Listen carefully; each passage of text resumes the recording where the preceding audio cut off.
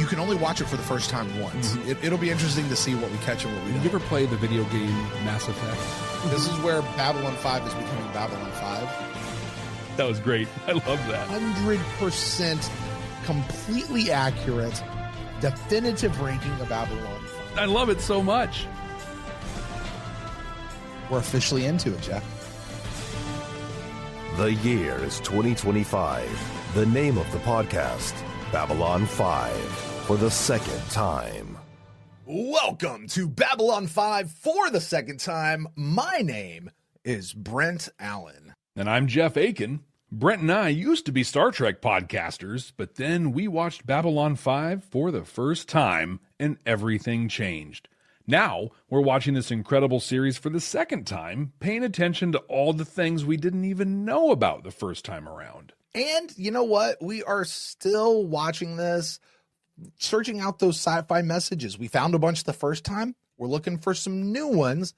We're going to be asking what this episode, Parliament of Dreams, is going to be telling us. Now, along with those messages, we also love our games, Jeff. We love our games here at Babylon 5 for the second time. And while we really can't play the prediction game anymore, we can kind of revisit our predictions and revisit our first experience a little bit, right? So, Jeff, do you remember what you thought of, not what Parliament of Dreams would be, but after you watched it, do you remember what your initial impressions of this was the first time around? You know, overall, and I was kind of surprised actually when I went back and looked at this, but overall I didn't care for this episode very much. I was like, oh, okay. I loved Netoth, and that is a love affair that lasted to the end with a little break in the middle. And I didn't like Lanier at all. In fact, I didn't like him for quite a long time. And I had some confusion around stuff. I remember I didn't really understand why this Earth-centric president and hate crimes starting to be perpetrated around the planet were happening. But we're also going to have this holiday to recognize the diversity and religious beliefs on Babylon 5. So all in all, I was kind of meh on it, although I have fond memories of it looking back. You remember what you thought of it? I remember it being good, not great. It felt very season one-ish of 90s sci-fi. I remember thinking kind of like you, Jeff, it was really a mediocre episode that had some really fantastic parts interlaced, and those parts really elevated the entire show. I remember moments like Delenn and Sinclair getting married, and that never ever came back up again. Nope. I really want, like, would there have been a thing of, like, had Sinclair stayed around and that relationship would have developed between Delenn and Sinclair, would they have eventually gotten to a spot to be like, well, you know, we've actually been married for like 3 years now already, and they would have called back to this moment. Like, I wonder if they would have done something like that. I also remember, like, at the end of the episode, there's that statement made about the various religions that compose humanity, contrasted with what I assumed at the time was a statement about how the other alien races are very mono-religious within their worlds, and we have all this diversity here with humanity. And then I also remember being very confused about the title, because there was neither a parliament nor dreams. And that's really what I remember about this episode. Good news on that, Brent. I have evidence of time travel that will come up later on in our discussion on that exact topic. Excited to hear about that. Incontrovertible proof, but to get there first, Brent, we got to watch the episode. Let's go do that right now. For those of you joining us for the first time, Brent and I watched this thing 2.5 years ago. We haven't watched it since. We have a conversation about that first viewing up on our YouTube or wherever you get your podcasts. If you haven't watched that, it looks terrible. Awful. But in fact, don't go to YouTube. Just go download the audio. Jeff, I was looking at it earlier today, and I was realizing I think I was about like 60 pounds heavier. You have slimmed up like very well. Thank you. Actually, yeah. Thank you. It takes those moments, of going you back too, though, by to the notice way. that. You too. Us both. Yes, and I've been packing a little bit back on, but 'tis the holidays and all of those great happy things that do that to us. You've been eating a lot more lately, huh? I've been out, and later in the day, which is, I gotta get better at that again. I will crack that whip on myself. If you're watching this on YouTube, you are about to transition into the reaction of us watching this episode. If you want to see the full unedited version of what we're gonna watch, you can catch that on our Patreon page at patreon.com/Babylon5. First, that's the number 5 and the word first. Or whatever the link is down below. Exactly. Because that thing changes sometimes. Hey, heads up for everyone out there. Everything from this point forward is full of spoilers. So if you're watching Babylon 5 for the first time, you're where Jeff and I were about 2.5 years ago. Consider this your warning. You have been warned. If you want to know nothing, we could be talking about anything from any part, anywhere in the entirety of the Babylon 5 universe, lore, and whatnot. And not just that, but also pretty much any sci-fi that we have any knowledge of whatsoever, which is quite a lot. And if you're listening to this on the audio podcasting app, we're going to meet you on the other side of the episode where we are going to share our thoughts. We're going to talk about new messages that we uncover, maybe new messages that we didn't catch the first time around. Maybe we re-emphasize some old messages. So with that, Jeff, let's go watch an episode. Let's do it. Accessing file. How about an entire week where every alien species on Babylon 5 was encouraged to demonstrate their dominant religious belief? It'll advance the cause of interplanetary peace and understanding. Their dominant As bright religious ideas belief. go, this one's right up there with having my gums extracted. My gums extracted. Catherine Sakai. That's right. Yep. Dock Area 9 was the Never fails. overhead. I wonder, little jab. Nothing. Take over. I got a few things to do. Back in the day of random speaking roles for security officers. I was told to give this only to Ambassador Jakar. Well, leave Jeff, it. you have I'll look been, at it later. So corrected. I was told Oh, it was it's a pig's head. important. Yes, I'm sure you were. You stay put. Apparently that "you stay put" was an ad lib. Oh, really? Like it kept moving. So he was like, Greetings, Ambassador Jakar. It's been a long time, but I doubt you've forgotten your old associate Durrell. I am dying. About time. In fact, by the time so you get this great. recording, I will already be dead. Cheers. But where's this very Jakar short, later on in the show, man? So Right. will you. What? It was the dawn of the Third Age. I forgot about 10 this years plotline. after I the remember it now, Earth-Mari War. but I forgot about The Babylon this. Project It's was a good. It's dream so given good. form. I love Yeah. it. Its goal, Oh, you know what we get in this prevent one? another war by creating a place Yes. I think Do that's we this really? one. That's where this comes from? I think so. Is this episode? Oh, gonna be listening for that. I have ordered my considerable assets liquidated upon my death. It's a great job on the makeup. Like, he Will be looks given old. to someone eminently qualified to kill you. You will be dead within 48 hours of receiving this message. It pleases me to know that you will live in fear, Jakar. I don't remember how this turns out. But Don't not tell me for though. long. Okay. I don't remember how this turns out. Like, unless this is all like a ruse just to make him live in fear. The timing here is great. There's Attaché Natoff reporting for duty. Hey, good Natoth. Your new aide, Ambassador. interesting. Right. Eating, purging. Catherine's on board. I just saw her come through customs. Thought I'd let you know before you ran into her or something. I appreciate that. Unless you want to see her. No. Not Yeah, going he back does. there. Was she with anyone? No. Not that I could see. Like, I don't want to see her. Also, can I see her? Because actually, I'd really like to see her again. Here we go, Brent. This is like this is peak Babylon 5 for Brent right here. Look, I'm so staring at the idol right there, the big A idol sitting there on the table. This seems so much more festive than Cartagia's court. Right, even like when they have the jester doing his thing, like it's not this fun. I want to know if JMS explained to anybody this idol. Do you know what the last song said just before he died?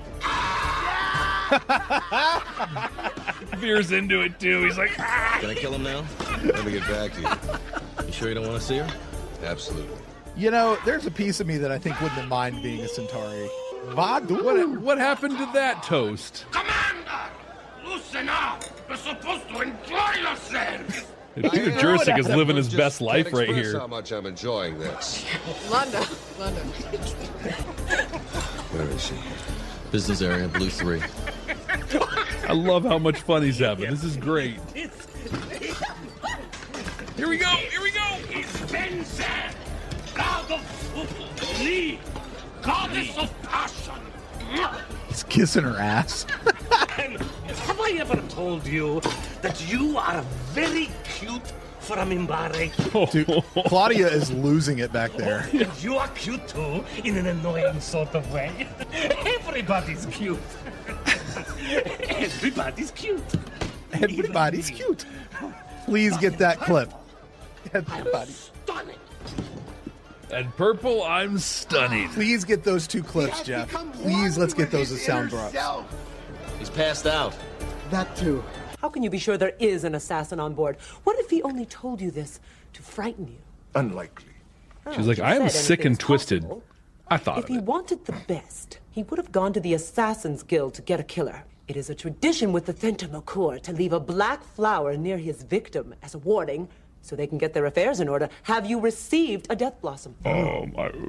Then I wouldn't worry. I'm sure the question will resolve itself soon enough. I love him getting paranoid and her just being like, whatever. If there's a problem, yo, I'll solve it. I'll solve it.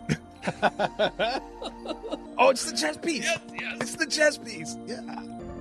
I like the little sleepy bedtimes music going on. What is that?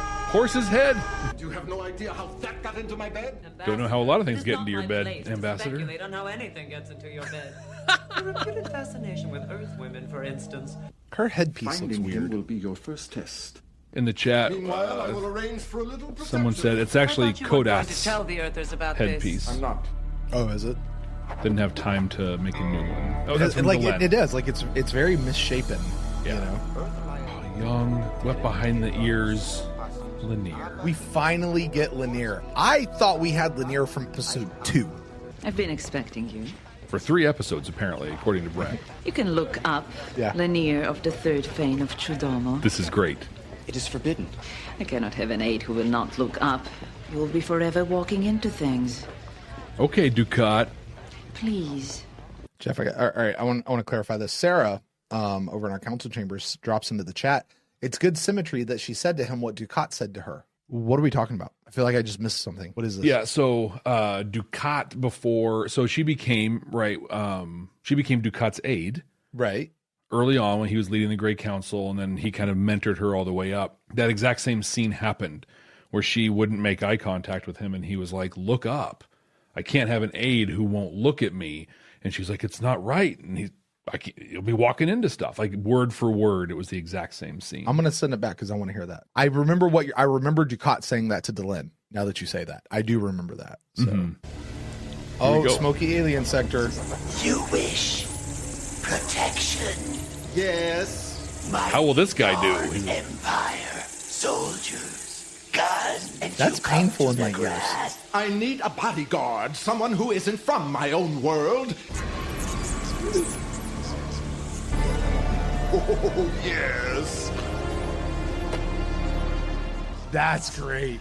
That's so great. You're out of uniform. I'd almost forgotten what you look like. We're not good for each other. I know. It was always 3 parts passion, 2 parts teeth with us, wasn't Exactly. Can't go through all that again. One more part passion than it is teeth. Pretty good balance. it? How's your hand? How's your brother? They're going to bed. Oh, God. I can't believe it. You know, I have water in my shower, Catherine. So. You know, I do see what he sees in her. Oh, totally. Will you follow me into fire? What I love here is like they're trying to make their relationship poetry, right? Like they're talking about it at this like level of literature almost. And it just adds a whole level of mystique and mystery to it. That it's just very alluring. Like it's just, I remember liking this, but I don't remember it being this good. Will you follow me into fire? And the 9 said, yes. Then do this in testimony to the one who will follow, who will bring death. They got the little triangles with the couched in jingles on them. Promise of new life and renewal, disguised as defeat. She just literally laid out the whole Minbari storyline. Yeah. From here forward. So I'm going to take it back again a little bit. So she starts off with, in the fire and this. So that's like the formation. Sleeping. Sorry. What were you saying? Garibaldi's sleeping. It's kind of on brand. Sorry, but like it starts off with her being like, here's how, oh, actually, yeah, here we are. Fabio in the council chambers chat. Quote from Delenn is the same as the quote from Valen when he formed the first Grey Council. So she's starting at the beginning of the Grey Council. But listen to what she says and think about it in terms. I want you to think about her and Naroon reforming in the Wheel of Fire. Yeah, the whole Minbari society. Like, think about that story as she gives her whole. Point of clarification: we didn't actually see Valen creating the Grey Council at first.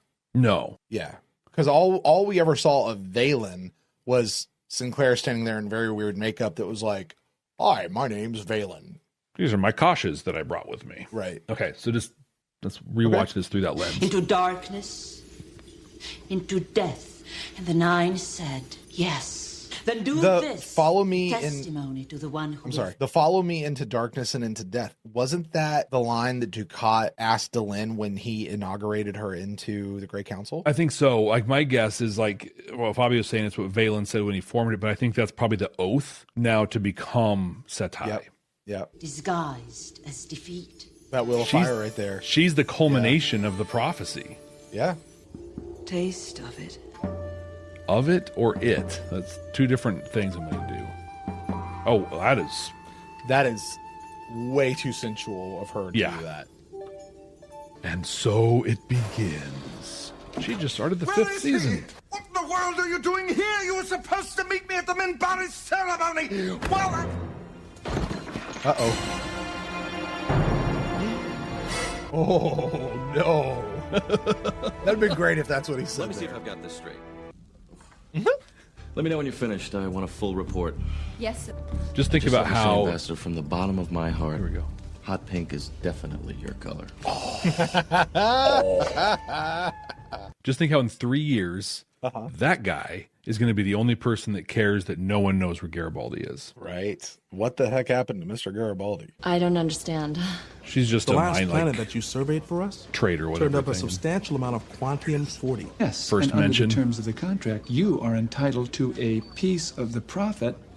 How's that look to you? Like a lot of zeros. Oh, my. I imagine you'll want to be celebrating your good fortune. Good day, Mr. Or Kai. her We'll bad, see you or back just her at the hub. fortune, period. Right. Thanks. I want to know how much it is. Yeah, she's looking around like... Cheers. You know, it's kind of like an honorable thing. She didn't even know that she was due that money. Like, they Totally. could have just kept it and not said a word, and she'd never known, you know? And it didn't do them any good to give it to her or to do that for her outside of maybe like, hey, be a good courier for us in the future. Like, And they were excited for her, right? Yeah. Like, oh, this is so great. Right. Almost makes you think there's some altruism to humanity. or it really was, hey, part of this is like, you keep doing good work for us. Like a tip almost, right? Mm-hmm. The courier to Pari, Ambassador. Yes. We've got an environmental brownout in Green 2. We need authorization to reroute power from sensors until we fix the couplers. Fine. Authorization granted. Leave I me should go. I'm alone. sorry. Could have called whoever the commander is on duty right now. You can have the floor, and I never... Don't touch me Go for the unless you mean kiss. it. Go for the kiss. Mean it. Right now, Crusade I wish to soundtrack formally could fit request that well. my attaché Natoth be reassigned immediately to another sector. What delay? A lot of Narn in this episode. Met with an unfortunate accident the day he was scheduled to leave for Babylon 5. We have not yet found a replacement. What are you talking about? The courier is right here.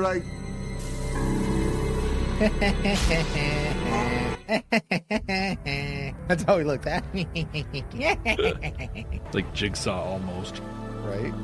I don't understand it. They were just like standing up together, and now they're like, what happened? You should sleep. I need more. They're doing what Talia and Just get Abana up, are going to do Sven. in about a season and change. Right. Check out this hook.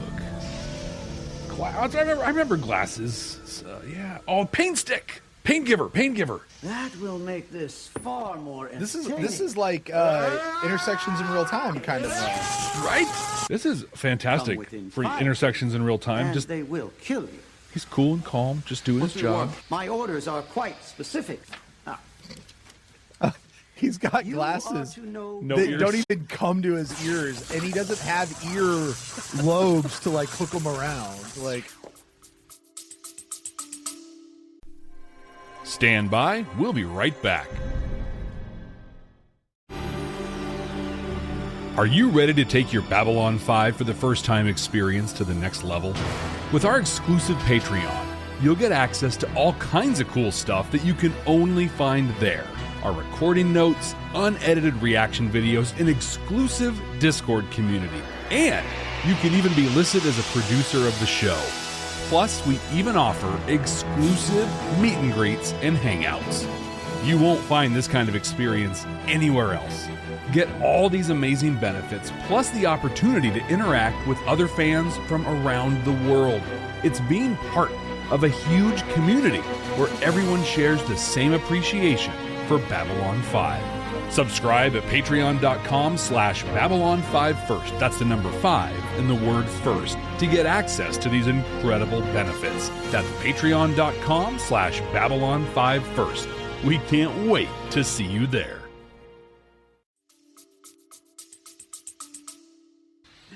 I imagine you could make me extremely wealthy, but to betray a commission would violate the spirit of the Thentamakur. I love how he's clearly just a nerd who knows how to kill people really well. But we must all make our little sacrifices, Ambassador. I have made mine, Ambassador? And you are about to make you. You know what? I really like this guest actor. The what? The guest actor. Ambassador? There. Yeah. He's perfect for it. Ambassador Like, Jakar. he's great. Why hold it in? Cry out, Ambassador. Oh! Someone will Cry hear. out! I would Cry die out. Cartagia. before giving you that satisfaction. You know what? Here you go. I would die before giving you that satisfaction. Wow. Natoth, this is none of your affair, Natoth. Oh, Leave it is now. while you can. I'm his Not aide. until I've done what I came here to do. I'm your backup to Pop. So I was going to say, at what point are we like, oh, she's in on it? Oh, she came to kill Jakar. Oh, like it's supposed to seem like they're against each other, but then it's going to seem like they're together, but then they're really against each other. And he's going to play this back and forth. It's good writing. It's really good. Well done, Jameis. I'm glad you took that bit of advice from me that one time. She's legit like whooping his butt, man. Just got to make him believe. Sure. You're making a mistake. Perhaps.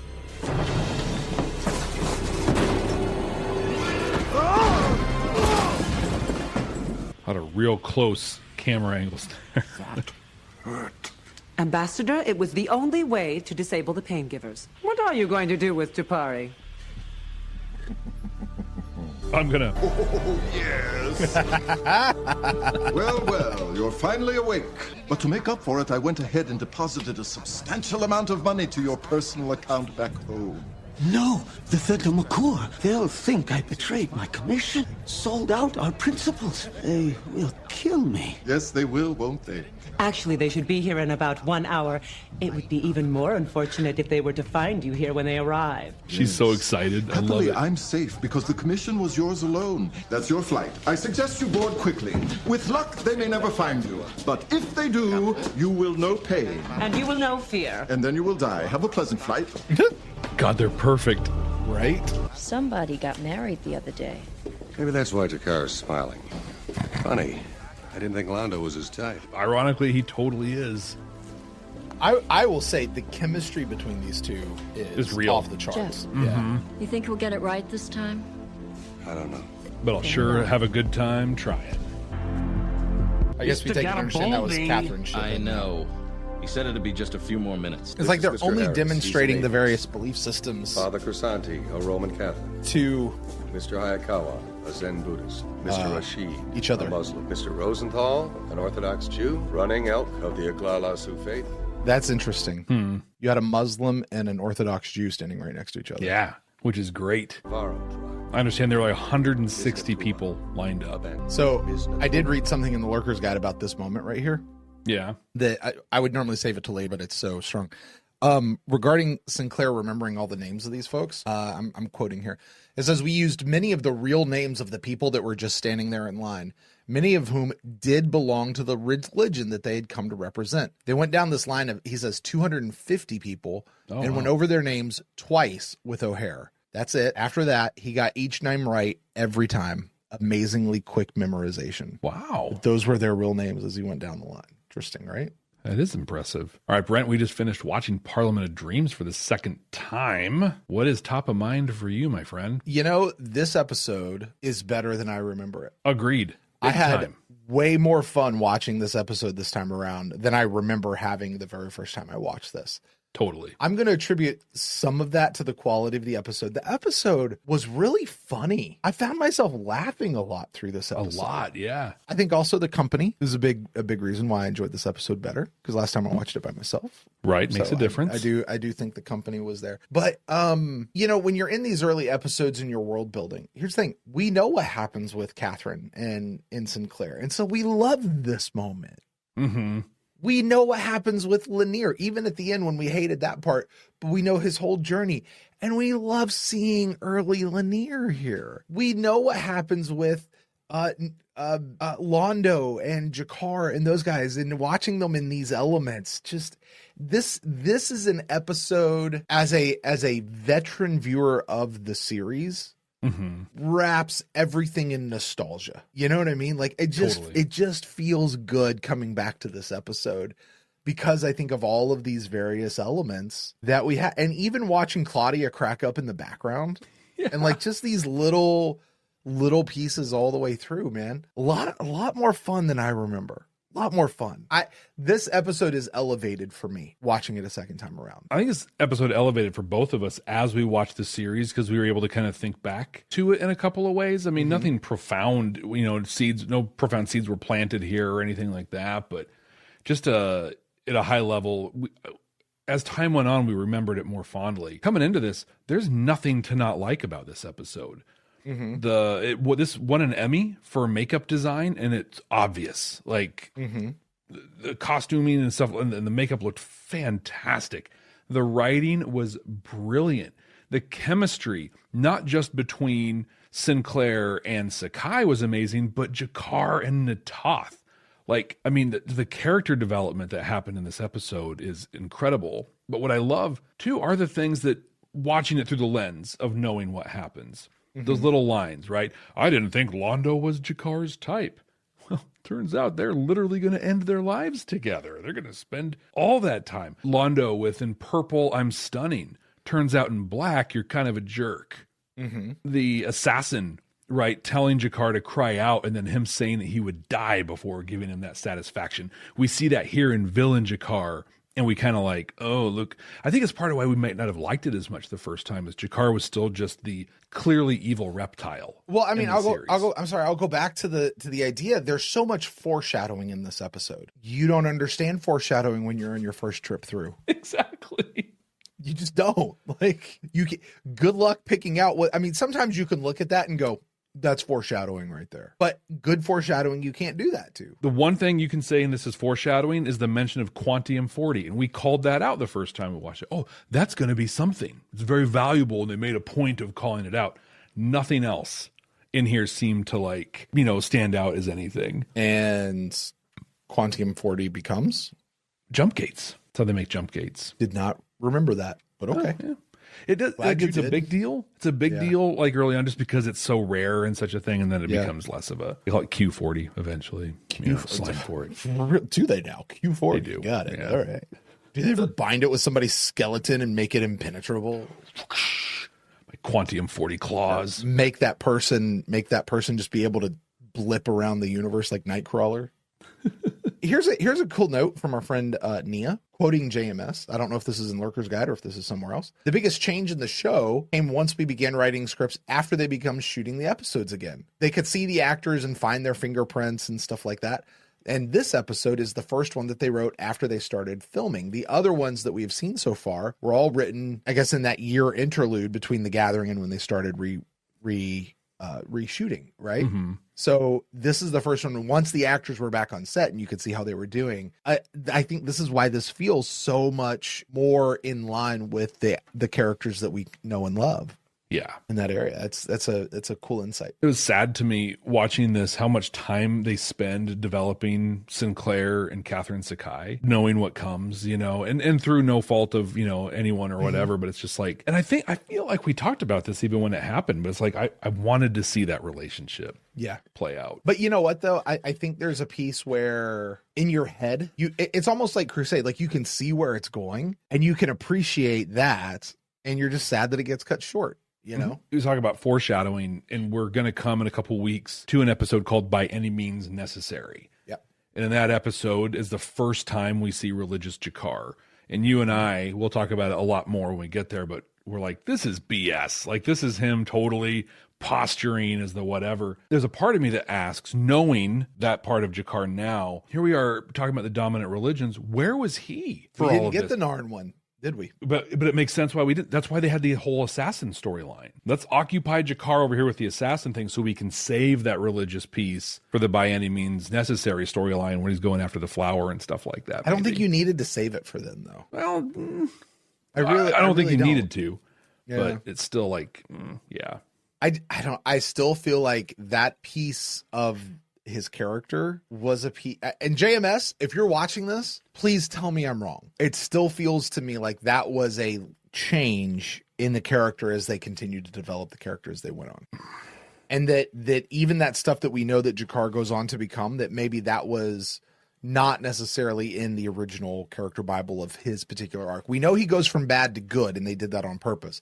But to make him be such a religious figure, that may not have been. I could be really wrong about this. I fully admit that. I would bet that it was part of the plan. It just, I don't know. It's just but that change you're talking about that you and I both felt, I still feel it right now.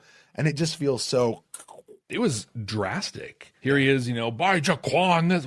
Where's this been the whole? We'll talk about that in a couple weeks. Let's back to this. Brent, we, and this came up in our council chambers chat, but I'd pulled it also. So I alluded earlier that I have incontrovertible proof that we have time traveled back and influenced the story of Babylon 5. And I shall present it here. You and I didn't disagree. In fact, I actively agreed. But you made a big point of saying that there was neither a parliament nor dreams in this. And so JMS responded to that criticism. Did he now?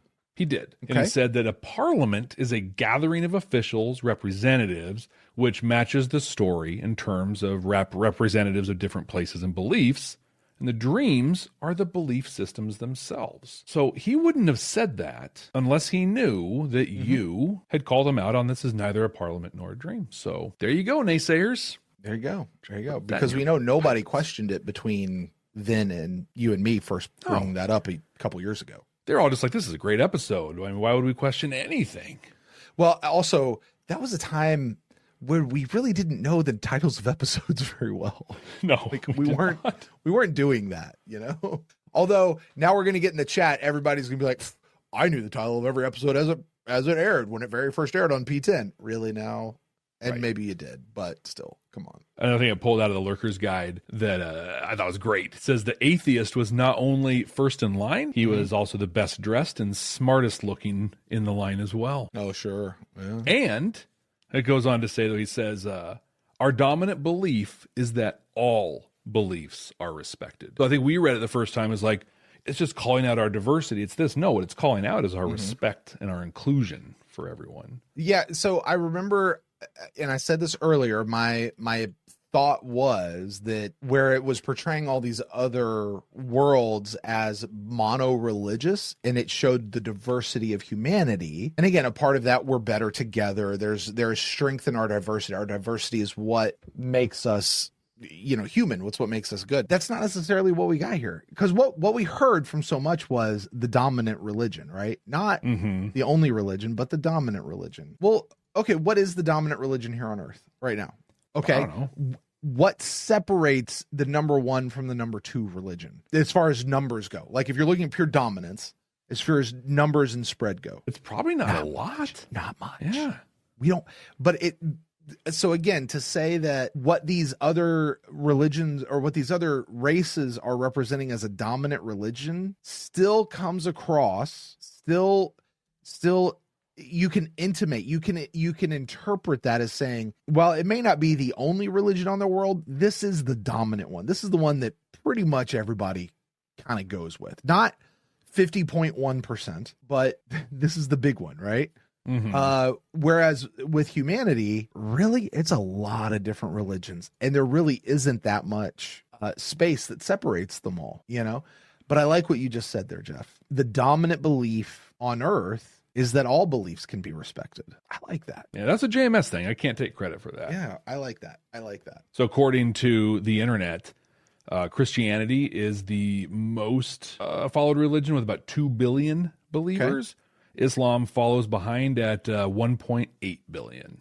See, in those numbers, that 0.2 million right there is, or 0.2 billion is not much. And probably followed after that by Hindu, I would imagine. Yep. Hinduism at just over 1 billion. So it goes to a 200 million to a like 700, 800 million drop. Yeah. Yeah. It's still pretty significant numbers, though. You know, still pretty significant numbers. Well, Brent, I think we've reached the part of the show where we boil this thing all down and see what messages were in this one. I did a little bit of looking.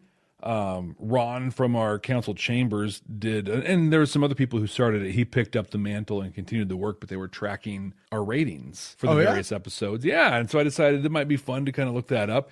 In season 1, we were each giving each episode a Delta rating, and that was a combination of how much we enjoyed the episode and what message we found in it.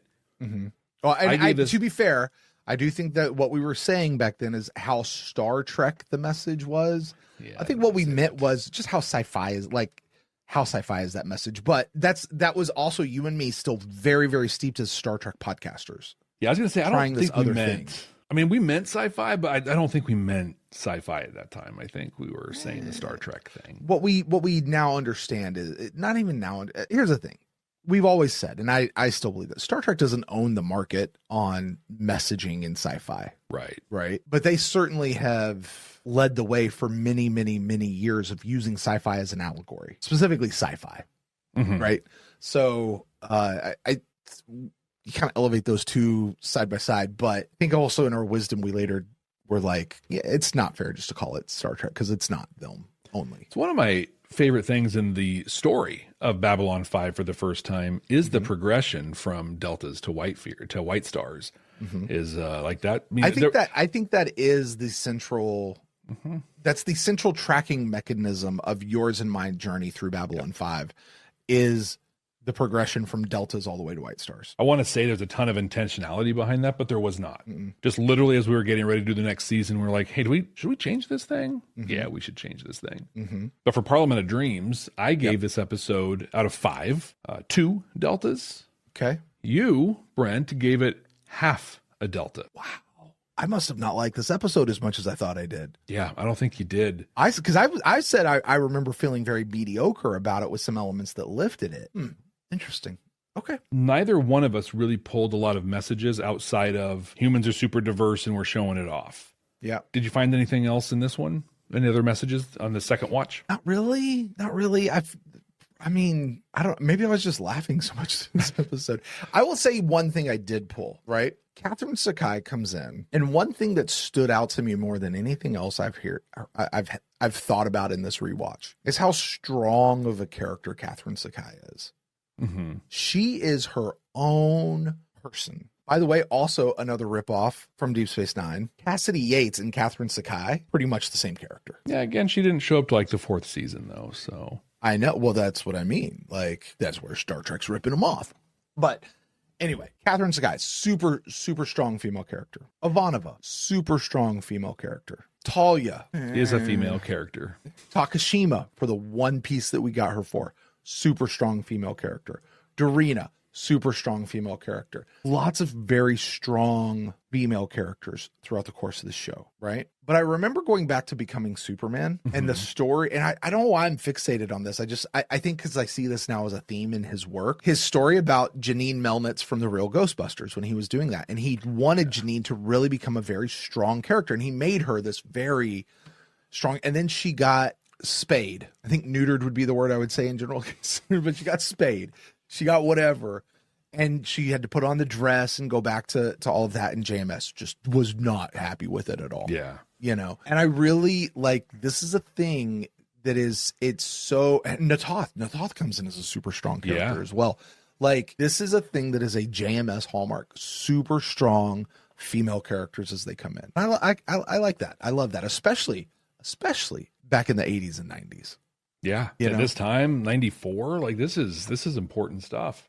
And Lita, Delenn's pointing out Lita goes on her own journey, but certainly by the end, she is a scary person. Yeah. Yeah. It's kind of a meta message, right? Of like, here's the thing.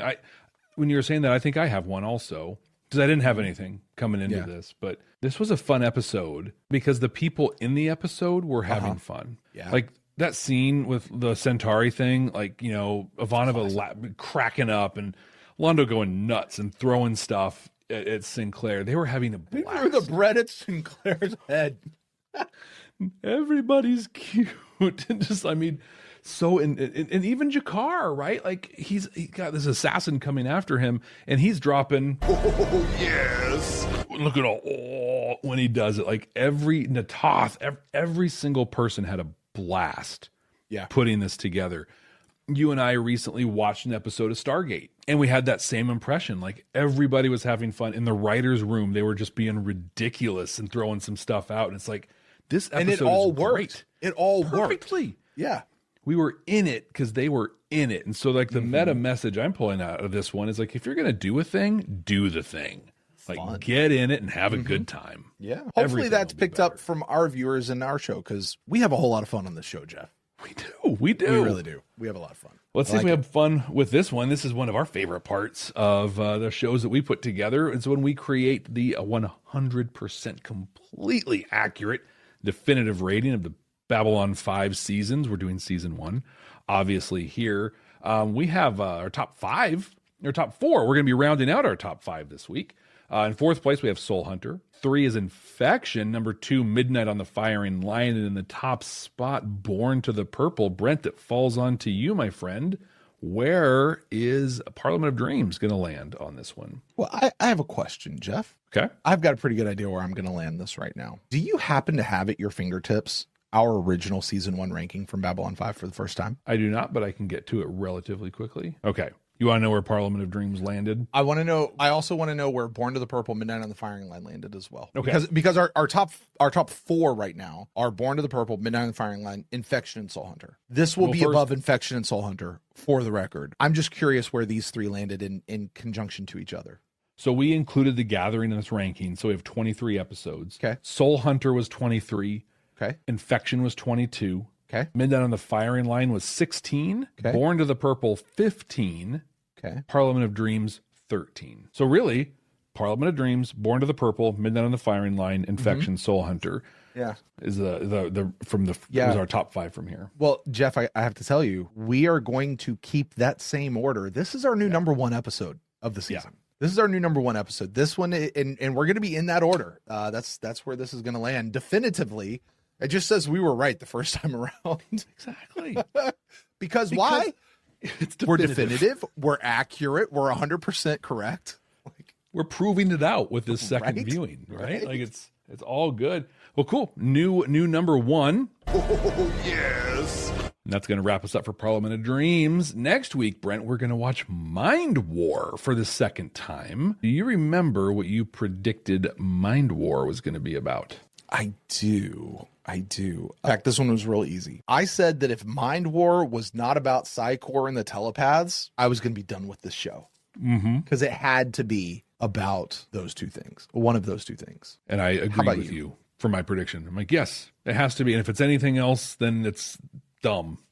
Like, were we right? Were we wrong? How close did we get? Find out right here next week. Thanks for joining us as we watch this incredible episode for the second time. Don't forget to subscribe wherever you're watching us. Like us, rate us, do all of those different things that you do on YouTube and the podcasting apps that you're listening to. We appreciate it very much. The thing we appreciate the most, though, is when you share this show with somebody else. This has been a blast for Brent and myself. I think our council chambers are having a good time. Everybody watching and listening is having a good time. Let's bring more people in to this second time viewing. So until next time, hey, I'm Jeff. going to actually, yes, Brent, what is up? A bodyguard, you say? Like, I need somebody in about 2 hours. Really, time's getting kind of tight. All right. You think this guy's going to do? Oh, yes. I mean, we're not some deep space franchise. The station is about something. You got to send me that so I can get it in the show. That's great.